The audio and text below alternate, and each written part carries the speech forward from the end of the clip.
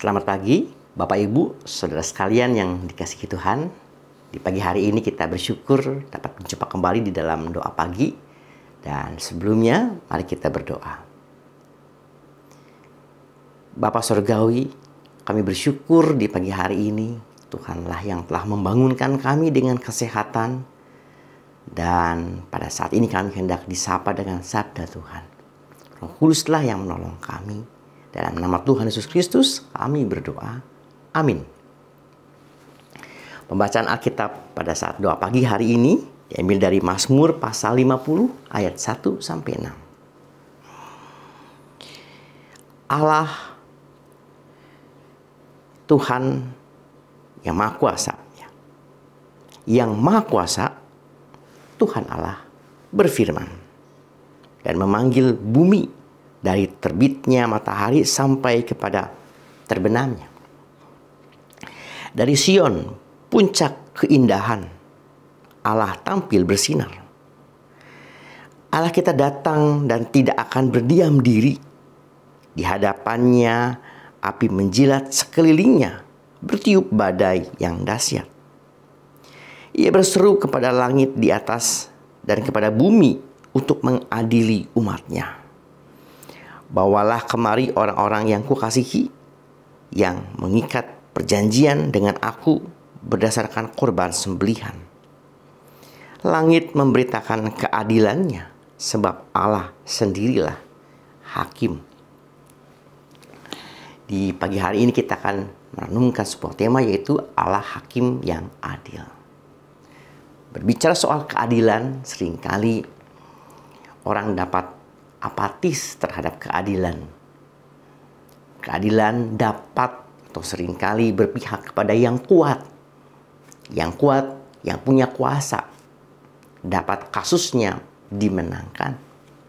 Tetapi ketika orang yang lemah, atau bahkan tidak punya uang, dapat menjadi kalah di dalam proses pengadilan. Nah, juga kita pun juga dapat bertanya-tanya, apakah benar keadilan itu hanya berlaku pada orang yang lemah, sedangkan untuk orang yang kuat dan yang kaya keadilan tidak berlaku. Bapak Ibu yang dikasihi Tuhan, juga ada sebuah ungkapan atau pertanyaan begini. Orang jahat kok seakan-akan umurnya panjang ya? Kok orang benar seakan-akan, atau orang baik seakan-akan umurnya pendek? Apakah Allah salah membuat sebuah keputusan akan umur seseorang? Adilkah tersebut? Pak Ibu yang dikasihi Tuhan, dua hal tadi tentu dua hal yang berbicara soal keadilan. Apakah Allah diam? Apakah Allah tertidur sehingga ketidakadilan seringkali terjadi? Atau misalkan orang yang berbuat jahat kok seakan-akan umurnya panjang. Benarkah pemikiran tersebut? Ataukah pemikiran tersebut tidak benar? Di dalam Mazmur pasal 50, pemazmur mengingatkan kita bahwa Allah adalah Allah yang adalah hakim yang sejati. Di dalam kehidupan manusia, ini tentu di dalam kehidupan yang juga adalah merujuk pada sebuah kehidupan tentang Raja Daud ya.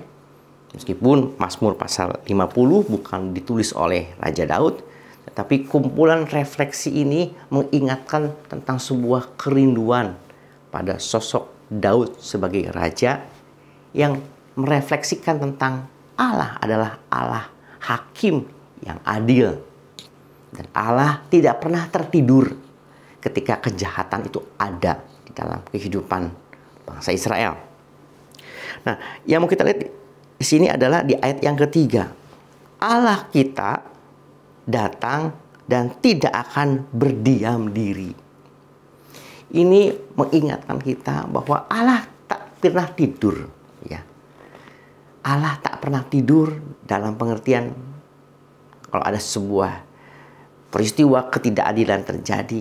Oh, Allah kok diam saja? Allah tertidur? Tidak, Allah tidak pernah tidur. Allah tidak pernah berdiam diri. Di sini dikatakan kemudian ia, di ayat yang keempat, ia berseru kepada langit dan kepada bumi untuk mengadili umatnya.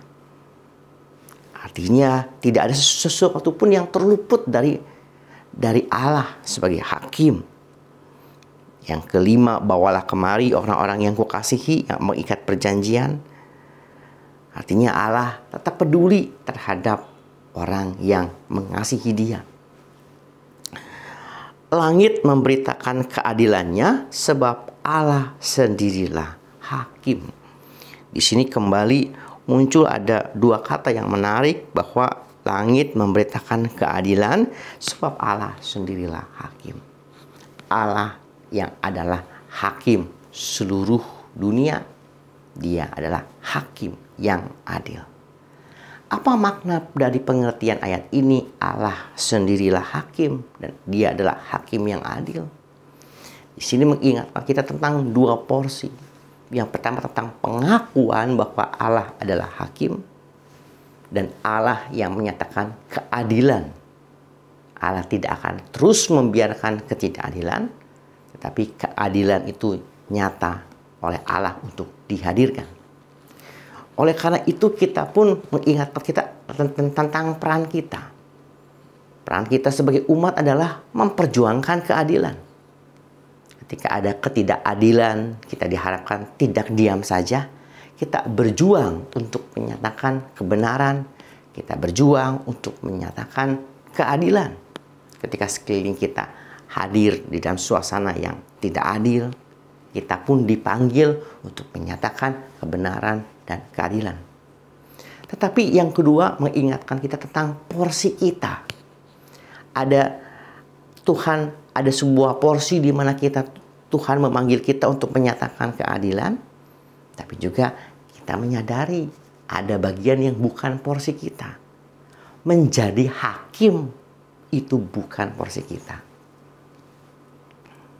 Tapi tentu kalau misalkan di dalam kehidupan sehari-hari ada kan orang-orang yang profesinya sebagai hakim.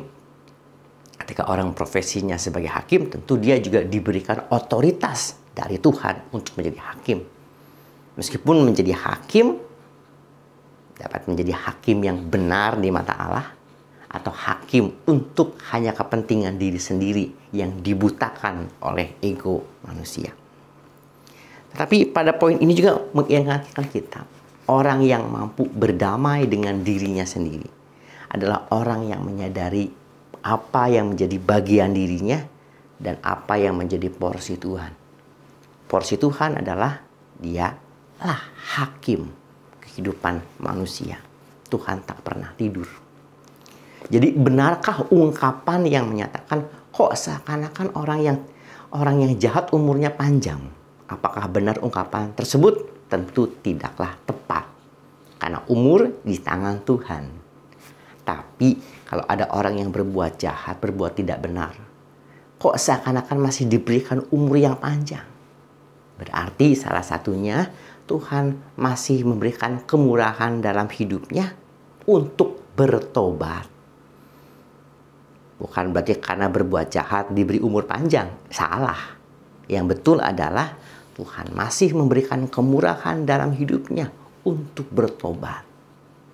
Itulah kemurahan Tuhan. Atau sebaliknya, ada sebuah pengalaman lansia. Pak, saya ini udah bosan hidup. Umur saya udah lanjut sekali. Mungkin bisa 90 tahun begitu ya. Tapi kemudian di dalam usia yang ke-90 tahun, 95 tahun, Pak saya bosan hidup, Pak cepat-cepatlah Tuhan panggil saya. Tapi kok sampai sekarang Tuhan belum panggil saya? Kemudian saya mengatakan kalau Tuhan masih memberikan hidup kepada ibu, artinya masih ada hal yang belum selesai, yaitu tanggung jawab. Apa tanggung jawabnya? Mengenal rencana Tuhan. Tuhan masih memberikan sebuah karya dan rancangan Tuhan dalam kehidupan kita. Kalau Tuhan misalkan belum menghendaki kita untuk pulang ke rumah Bapa, berarti ada sesuatu hal yang Tuhan masih harapkan untuk kita lakukan. Yaitu apa? Menjadi berkat, mendoakan orang. Dan kita mendoakan orang, menjadi berkat bagi orang lain, maka itulah juga yang bagian dari tanggung jawab untuk kita lakukan. Sehingga umur di tangan Tuhan. Kalau kita masih diberikan umur yang panjang, yaitu untuk bertobat dan juga untuk menjadi berkat. Dan kita diingatkan akan sebuah pepatah ya, atau ungkapan, Tuhan tidak pernah tidur. Dia adalah hakim yang sejati, maka bagian Tuhan adalah Allah yang menjadi hakim di dalam kehidupan setiap kita. Tuhan memberkati kita, mari kita berdoa. Ya Kristus, di pagi hari ini kami bersyukur untuk kesempatan, kehidupan, nafas, dan kesehatan yang Tuhan masih berikan kepada kami. Mampukanlah kami menjadi pribadi yang memperjuangkan kebenaran dan keadilan. Namun ketika masih begitu banyak hal yang ketidakadilan yang terjadi, mampukanlah kami menyadari apa yang menjadi bagian Tuhan dan porsi Tuhan. Tuhanlah yang adalah hakim, dan kehidupan kami adalah sebuah kehidupan yang memperjuangkan kebenaran. Tuhan, mampukanlah kami menghayati ada bagian Tuhan yang di luar kemampuan kami. Tapi mampukanlah kami untuk hidup di dalam kebenaran dan keadilan. Di dalam Kristus kami berdoa. Amin. Tuhan memberkati kita semua. Bagi Bapak Ibu yang memiliki pergumulan khusus dan ingin didoakan, bisa menghubungi rekan-rekan pendeta di nomor berikut.